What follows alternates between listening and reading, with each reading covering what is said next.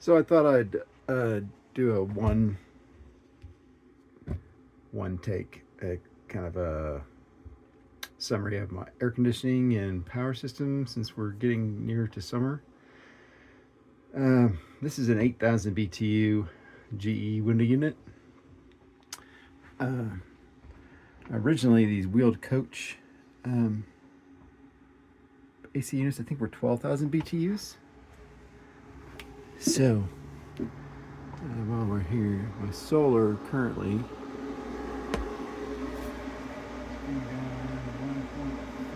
kilowatts.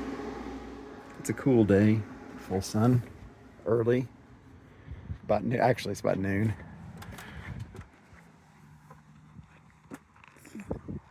So this is the array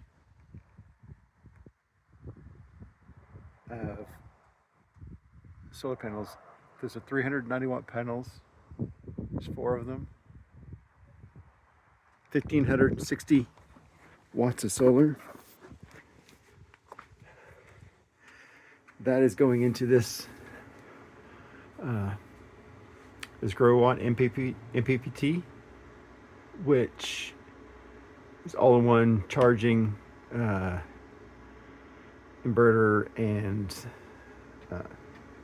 trigger inverter MPPT. This feeds 3 rather large EG4 48 volt batteries, 15 kilowatts. So that peak production of 1.4 right now, it's a pretty good percentage of possible. It can run in full sun, that air conditioner, and theoretically charge the batteries. But when you want that air conditioner running, it's generally much hotter, and the panels aren't running at peak performance. So it's kind of a 7 to 900 watts, or it may charge batteries a bit, but not a lot. Originally, all the power, I'm using all these outlets that came with the ambulance. The power out from this inverter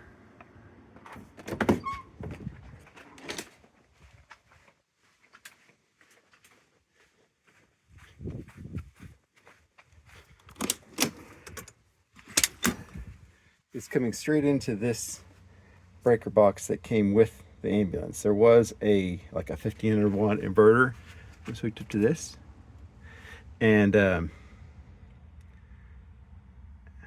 I tried initially to see if I could use the pass-through function to just kind of wire it through there, but it's a bad deal. Trust me, it'll just get hot when you start running too much current through that inverter in a pass-through way. So basically, I took off the original shore power and got in back behind there, and I wired in a 30 amp plug from the shore power to my inverter, and I added another breaker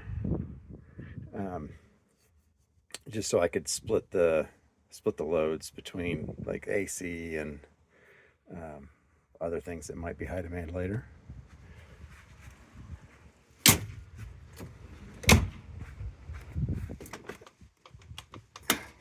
The air conditioner actually exhausts through this. I got this, I think from Amazon, or maybe a specialty place that lets you dimensionalize what it was. Here's the back of the air conditioner. There's a hole that comes, all these boxes have vents, but I enlarged this vent and placed a filter over it for the intake. There was not enough air moving past those coils without placing this shelf as a diverter. It forced the air to come up this hole here and across, and then out of this exhaust. This is thermostatically controlled, so it only comes on if the air conditioner is on And if the temperature in this box is above a certain temperature, I think it's like 90 degrees or something. So once it gets up to 95, this will turn on if the air conditioner is running. I used a vacuum switch for that. Like contractors usually have these automatic switches that will turn a vacuum on if they're running a skill saw or a table saw or something like that. And I use that as like if the AC is drawing electricity, this thing can have power. Cutting this, I'm not sure if having it centered better would have helped it stay cooler without. I think without this large exhaust fan and the diverter, there's no chance of it working because all the heat just stays in here. I might be losing a little bit of efficiency, but I don't think much. It is kind of automated.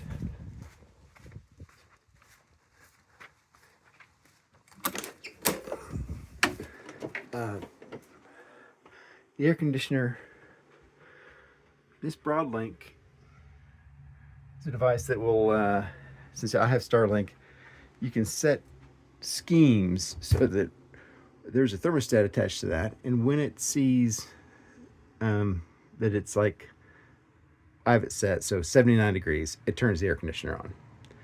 And if it gets above like another, you can also set alerts, and it sends me an alert that tells me that it turns the air conditioner on.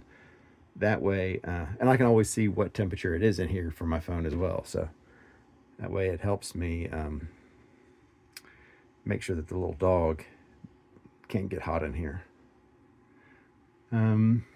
This large fan also is plugged into that contractor switch that turns things on whenever the air conditioner is running, and it actually just helps move air around in this cabin because the cold air was staying in the back and it was much warmer in the front. So sitting down in my chair now, that thing's very quiet. It's like for grow rooms or something. And yeah, I can set the level of how much I want it, the volume of air.